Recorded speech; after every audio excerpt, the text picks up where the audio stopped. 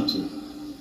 এ মানব গোষ্ঠীকে কোন পথে চলবে সে পথ আল্লাহ দেননি, এই কথা বলা বেকুবি ছাড়া আর কিছুই নয়। আল্লাহ তাআলা পথ বলে দিয়েছেন, সে পথের নাম ইসলাম। পথের নাম কি?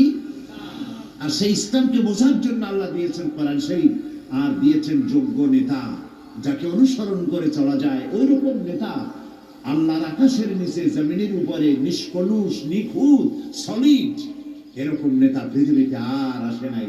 তিনি বিশ্ব নবী মুহাম্মদুর রাসূলুল্লাহ সাল্লাল্লাহু আলাইহি ওয়াসাল্লাম। ফাইনা তাযহাবুন, তারে ফালাই রেখা যাও কই? কোথায় দৌড়াও? কোন নেতার পিছনে দৌড়াও? তিনি হচ্ছেন আসল নেতা, যিনি কোরআন দিয়ে নিজেকে সাজাইছেন। সুবহানাল্লাহ। হযরত আয়েশা, তিনি আমাদের কি বলেন?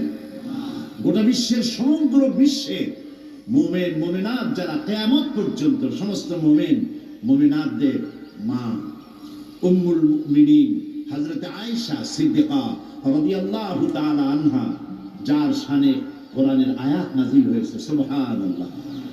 তার কাছে প্রশ্ন করা হয়েছে, মা, রাসূলুল্লাহর চরিত্র সম্পর্কে কিছু বলুন।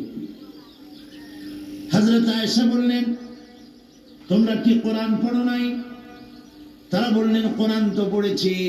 হযরত আয়েশা বলেন, কোরআন যদি পড়ে থাকো তাহলে রাসূলুল্লাহর চরিত্র জানার জন্য আমার কাছে কেন প্রশ্ন তুলেছ? কোরআনে কারিমে তোমরা যা পড়েছো তার বাস্তব নমুনা যদি দেখতে চাও তাহলে আল্লাহ নবীর দিকে তাকায়া দেখো।